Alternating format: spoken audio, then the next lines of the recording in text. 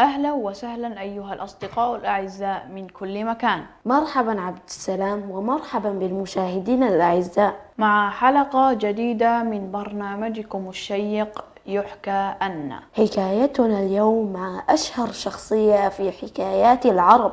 لا بد أنكم عرفتم عن من نتحدث الآن. صحيح أيها الأصدقاء، إنه جحا. حكاياته دخلت كل بيت ووصلت لكل الناس. جحا، وما أدراك ما جحا. وحكايتنا اليوم عنوانها لن ترضى عنك كل الناس، حيث أراد جحا أن يعلم ابنه درسا غاليا. هذا الدرس هو ألا يشغل نفسه بإرضاء الناس، لأنه لن يستطيع إرضاءهم، فإرضاء الناس غاية لن تصل إليها، لكن عليه أن يعمل على إرضاء الله سبحانه وتعالى. فقال جحا لابنه: يا بني أحضر الحمار. رد الابن: لماذا يا أبي؟ أجابه: سنذهب للسوق الجديد. والذي يقع في قرية أخرى قريبة منا.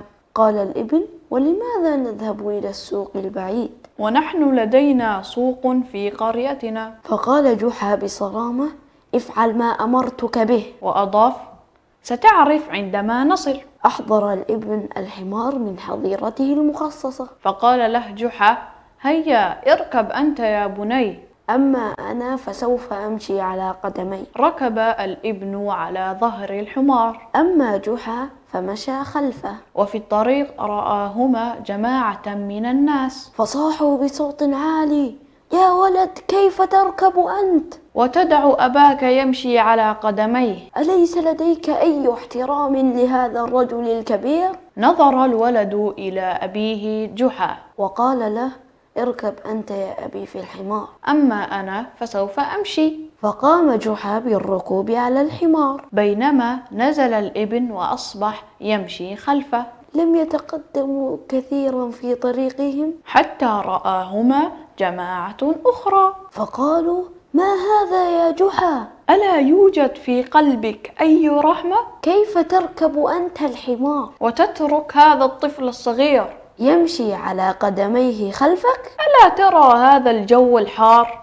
نظر جحا إليهم طويلا، ثم نظر إلى ابنه وقال: أرأيت يا بني؟ نظر الابن إلى جحا مستغربا. من الواضح أنه لم يفهم بعد. يا ترى ما الذي كان يقصده أبي؟ فقال له جحا: هيا يا بني فلنركب سويا. وبالفعل ركب جحا وابنه فوق الحمار. وبالطبع لم يكن الأمر شاقا على الحمار، لأن جحا كان نحيف الجسم وابنه الصغير وزنه قليل، فلذلك كان الأمر هينا على الحمار. تحرك جحا وابنه على الحمار. وبعد فترة وجيزة، وبينما هما يمران من قرية أخرى، كان هنالك جماعة من الناس يجلسون تحت شجرة. لابد يا عبد السلام أن هؤلاء الناس قد علقوا. أكيد يا موفق، لم يدعوا الأمر يمر بسلام. أصدقاؤنا المشاهدون، تريدون معرفة ماذا حدث؟ ترى ما الذي قاله الناس؟ وماذا كان تعليقهم عما شاهدوه؟ لكن بعد فاصل قصير. لا تذهبوا بعيدا. فاصل ونواصل.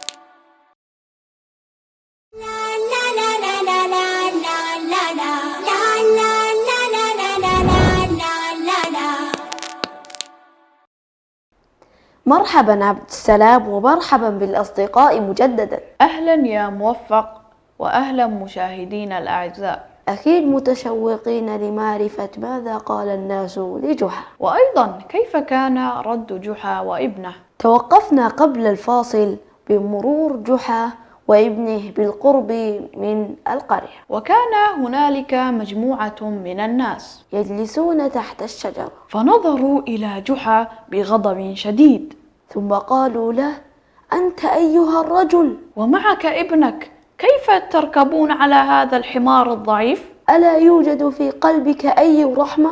انظر إلى هذا الجو الحار، وانظر إلى الحمار كيف يلهث من التعب، ولا بد أنه عطشان وجائع. فنظر جحا مجددا إلى ابنه ثم نزل من الحمار وقام بإنزال ابنه من أعلى الحمار. فقال جحا لابنه: الأفضل أن ننزل من الحمار. وقام بالنظر إلى ابنه مرة أخرى، لكن ابنه لم يفهم سر النظرة، فقال له جحا: سأقوم بحمل الحمار. لا بد أنه تعب من حملنا. فقام جحا بحمل الحمار على ظهره، والابن ينظر باستغراب، لكن قام بمجاراة والده جحا. وفعلا تحرك جحا وابنه، جحا يحمل الحمار وابنه يمشي خلفه. لم تمضي لحظات حتى مرا على جماعة كانوا يجلسون في جانب الطريق، وعندما شاهدوا المنظر الغريب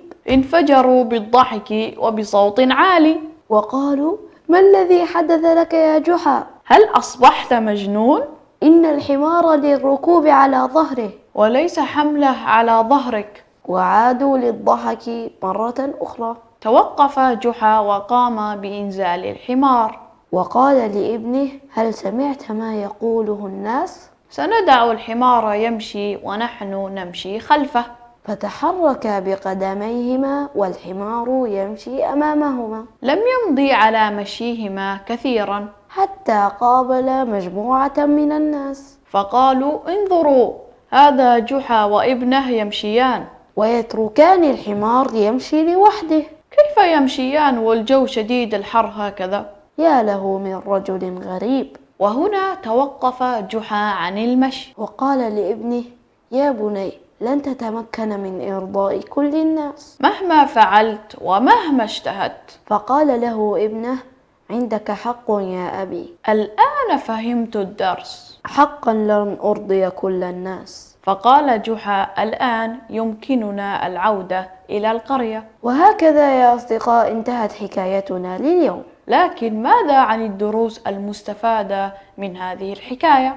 لا بد للأب أن يعلم ولده ويربيه تربية صالحة حتى ينشأ الولد في بيئة إسلامية صالحة، كما يجب على الولد أن يسمع كلام والديه ما دام لا يأمره بمعصية الله سبحانه وتعالى. كما أن الإنسان لن يستطيع أن يرضي كل الناس، لذا عليه أن يسعى لإرضاء الله عز وجل، فمن يرضي رب الناس يرضي الناس عنه، وكان محبوبا في السماء وفي الأرض. حسنا يا أصدقاء، انتهت حلقتنا لهذا اليوم. أرسلوا لنا ما استفدتموه من الحكاية على رقم الواتس الخاص بشبكة سلام الإعلامية، أو عبر مواقع التواصل الاجتماعي الخاصة بنا. وعلى أمل أن نلقاكم في حكاية قادمة وحلقة جديدة. هذا صديقكم موفق ناصر يحييكم، وأيضا صديقكم عبد السلام ناصر. إلى اللقاء يا أصدقاء، إلى اللقاء.